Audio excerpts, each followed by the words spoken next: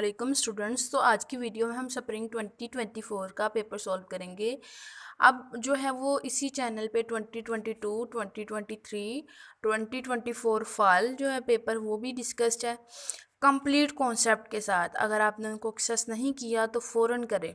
और इसके अलावा पास्ट पेपर में जितने भी इंपॉर्टेंट टॉपिक्स हैं वो सारे इसी प्लेलिस्ट में जो है वो मल्टीवेरिएट कैलकुलस की जो है वो कोडिंग विद लाइबा ज़हूर में ही क्रिएटेड है।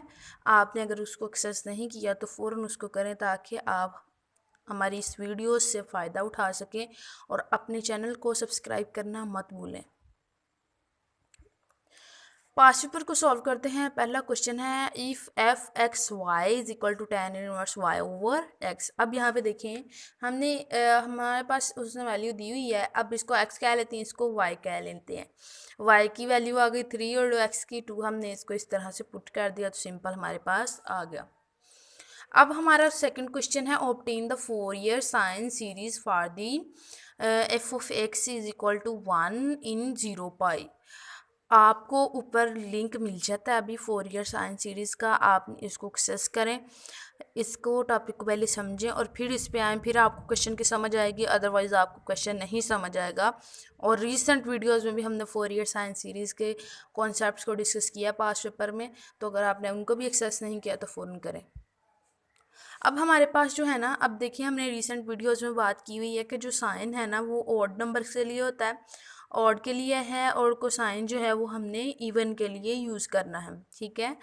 और यहाँ पे हमारे पास sine 4-year sine series for F of X is equal to 1। हमारे पास जो फंक्शन है वो ऑड है और 4-year साइन सीरीज़ जहाँ पे हमारे पास जो लिमिट है वो है 0 to पाई, ठीक है। अब हमने फार्मूला अप्लाई करना है, that is B N sine N X. देखें अगर तो हम इवन की बात करें ना तो उसमें हमें जो फार्मूला यूज़ होता है उसमें हमने ए नॉट की वैल्यू भी निकालनी होती है ए एन की, वहाँ पे बी एन जो है वो ज़ीरो होता है। यहाँ पे बी एन की वैल्यू निकलेगी और ए नॉट और जो है वो ए एन को हम यहाँ पे फाइंड आउट नहीं करेंगे। फिर इसको मज़ीद देखते हैं कि जो है वो फार्मूला है। अब हमने क्या किया कि जो बी एन में एफ ऑफ एक्स है उसको इम्प्लीमेंट किया। अब ये जो बी एन की वैल्यू है उसमें एफ ऑफ एक्स को इम्प्लीमेंट कर दिया, F of X is equal to 1, बाकी स्टेटमेंट वही की वही। अब ये मेन फार्मूला है किसका, बी एन का, ओके। अब यहाँ पे जो है वो हमने इम्प्लीमेंट कर दिया। अब यहाँ पे जो sine N X D X है ये minus cos N X over N के इक्वल है, ठीक है। हमने इसकी वैल्यू जो है वो इसमें इम्प्लीमेंट करवा दी तो हमारे पास आ गया 2 over pi minus cos N X over N.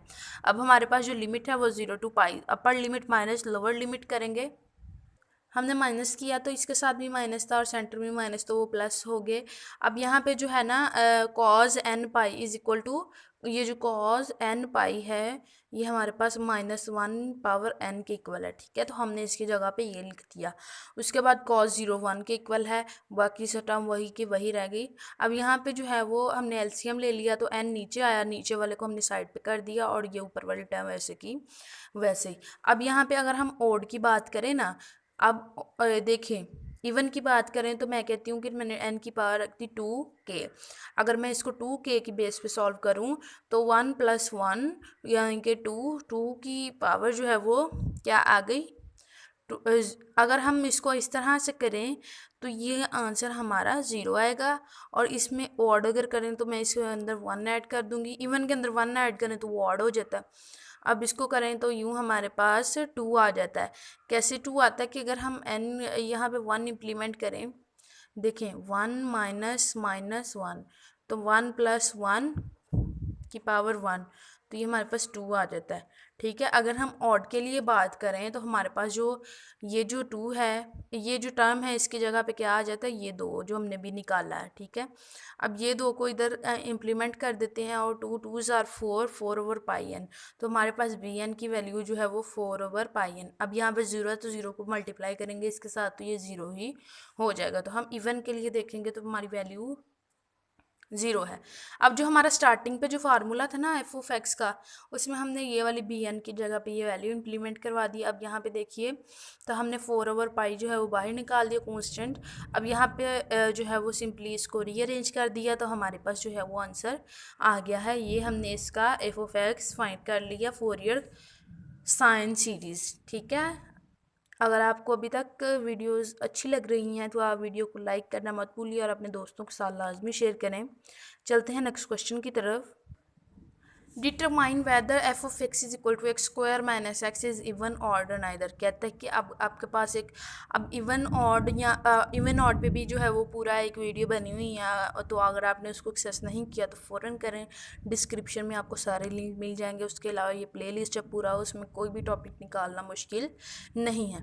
तो हमने क्या करना है कि अगर तो हमारे पास जो एफ ऑफ नेगेटिव एक्स है इक्वल आ जाए एफ ऑफ एक्स के, तो यहाँ पे ये हमारे पास क्या होगा, इवन होगा। अगर तो F of negative F of X is equal to negative F of X आए तो ये ऑड होगा। अगर ये दोनों ही बराबर ना आए तो हमारे पास जो कंडीशन आएगी वो नाइदर की आएगी। ठीक है, अब हमारे पास जो है वो हमने जो एक्स उसको माइनस में ले लिया, तो माइनस जहाँ जहाँ पे एक्स है उसके साथ माइनस लगा दिया, तो ये हमारे पास आ गया x square plus x, x square minus x. अब ये मोड ख़त्म करेंगे तो जो प्लस वाली है वो माइनस में हो जाएगी, जो माइनस वाली है वो प्लस में हो जाएगी। तो ये एक्स माइनस एक्स स्क्वायर, मतलब कि एक्स माइनस एक्स स्क्वायर है तो एफ ऑफ एक्स इक्वल नहीं आया, तो ऊपर वाली कंडीशन फेल हो गई, मतलब ये इवन नहीं है। उसके बाद हम ऑड में देखते हैं, तो हमारे पास ये अगर हम इसको नेगेटिव साइन लगाएं तो ये मैंने नेगेटिव साइन साथ लगा दिया। मोड को ओपन करेंगे हम तो हमारे पास जो है वो यहाँ पे इसके साथ नेगेटिव साइन आ जाएगा, ये सपोज कर रही हूँ मैं। ठीक है, वो बस समझा रही हूँ आपको। ठीक है, अब यहाँ पे जब हम मोड को ओपन करेंगे तो देन हमारे पास यहाँ पे नेगेटिव साइन साथ आ जाएगा, तो यहाँ पे हमारे पास वैल्यू आई माइनस एक्स स्क्वायर, तो जो नेगेटिव एफ एक्स के इक्वल नहीं है। तो इट मीन्स कि ये ना हमारे पास ओड है ना हमारे पास इवन है, ये हमारे पास नाइदर में आता है। ठीक है, अब हमने चौथा क्वेश्चन देखना है, वो इवेलुएट द लाइन इंटीग्रल। ये वैल्यू हमारे पास दी गई है अलोंग द कर्व सी, वहाँ पे एक्स ये है, वाई और जो है वो जी इस तरह से है। अब सबसे पहले तो हम इसका फार्मूला देखते हैं लाइन इंटीग्रल का। उसके लिए अब हम इसकी derivative value D X D Y और डी जी निकालते हैं।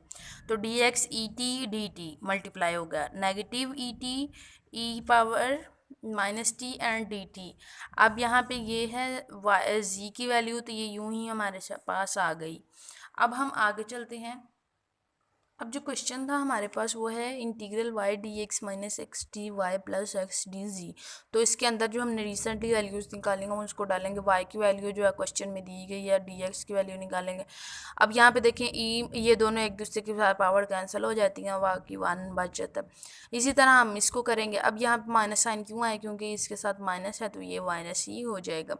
अब यहाँ पे यूं ही हम इसको कर लेंगे तो वन डी टी के और ये इसके बराबर आ गया। अब हम ये जो इंटीग्रल हमारे पास आया वन डी टी, अब इसका इंटीग्रल लेंगे, तो जब हम लेंगे इसका तो ये जो है वो डेरिवेटिव इंटीग्रेशन के साथ कैंसिल हो जाएगा, तो पीछे जो है वो टी बच जाएगा। अब टी की इंटीग्रेशन 0 to 1 होगी, तो 1 माइनस अपर limit minus lower limit 1 minus 0, तो आंसर हमारे पास 1 आ गया।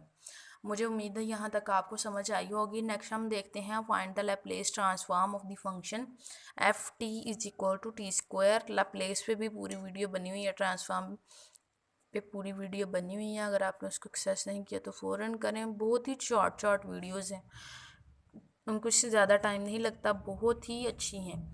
एल टी स्क्वायर, अब उसमें मैंने समझाया, ये उसकी डेफिनेशन है, उस वीडियो में समझाया हुआ, उसके रिलेटेड पूरे फार्मूला लैप्लेस ट्रांसफॉर्म में जितने फार्मूलाज यूज़ होते हैं वो सारे हमने डिस्कस किए हुए हैं।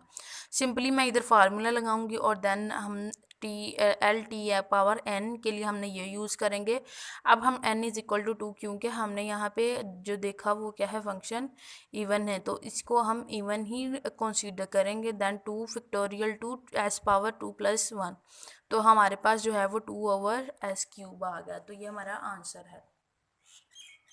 अब 6 क्वेश्चन में डायरेक्शनल डेरिवेटिव की बात करेंगे, तो इस पे भी हमने जो है वो वीडियो बनाई हुई है। अगर आपने उसको एक्सेस नहीं किया तो फ़ौरन करें।